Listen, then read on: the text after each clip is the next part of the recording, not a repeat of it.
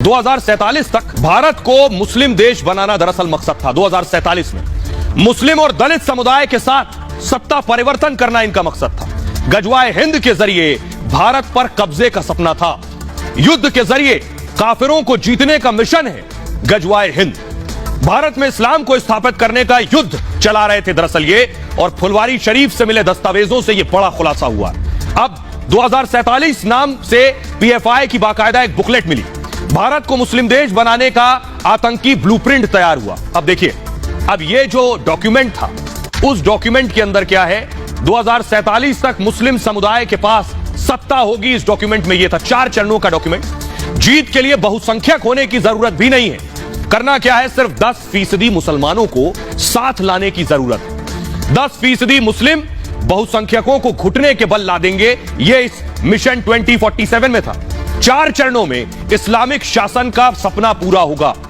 अब देखिए जरा, पहला चरण क्या कहता है। पहला चरण कहता है पीएफआई, पहले पीएफआई के झंडे के नीचे मुसलमानों को एकजुट करा जाए। मुसलमानों को हथियार चलाने का प्रशिक्षण देना होगा पहले फेज में। उसके बाद आएगा दूसरा चरण, जब सब ट्रेंड हो जाएंगे हथियार चलाने। दूसरा चरण यह है, हिंसा का सीमित इस्तेमाल किया जाएगा। ज्यादा हिंसा नहीं, लिमिटेड हिंसा होगी। हिंसा के जरिए बहुसंख्यकों को आतंकित करना होगा, वो डर जाएं खौफ में। अच्छे सिपाही को बम चलाने की भी ट्रेनिंग दी जाएगी।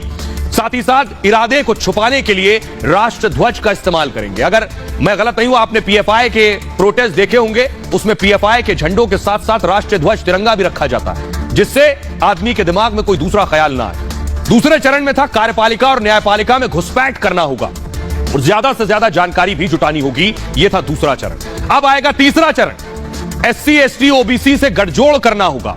आरएसएस और पिछड़े वर्ग में ज्यादा बड़ी दरार पैदा करनी होगी, उस दरार को और बढ़ाना होगा। आरएसएस को सवर्ण जातियों के पक्षधर के तौर पर दिखाएं कि आरएसएस जो है ये अगड़ों का संगठन है, अगड़ी जातियों का। सेक्युलर पार्टियों को भी बदनाम करना होगा और मुस्लिमों और एससी एसटी ओबीसी को अपनी पार्टी बनानी होगी।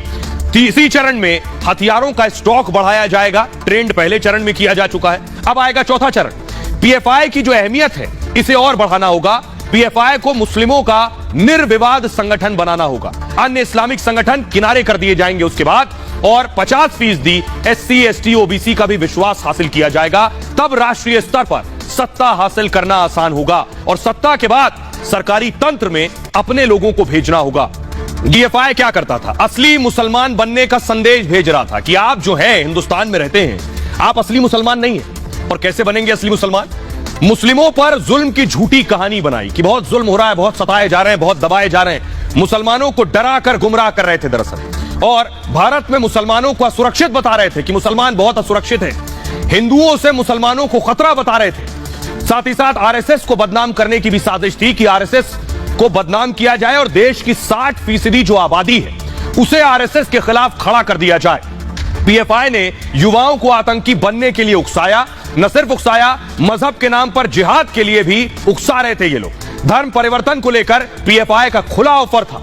हिंदू युवतियों से शादी करने पर बाकायदा एक घर का वादा, यह साजिश थी। दुकान के साथ नकद मुहैया कराने का झांसा भी दिया जा रहा था। पैसों का लालच देकर धर्मांतरण कराना भी इनके एजेंडे में था। ग्रामीण इलाकों की युवतियों को बनाते थे ये टारगेट, और लव जिहाद, धर्मांतरण की बाकायदा ट्रेनिंग दी जाती थी। ये सब कुछ चल रहा था और सोशल मीडिया के जरिए लोगों को भड़का भी रहे थे ये लोग। व्हाट्सएप ग्रुप बनाकर भड़काऊ मैसेज भेजे जा रहे थे साथ ही साथ। आइए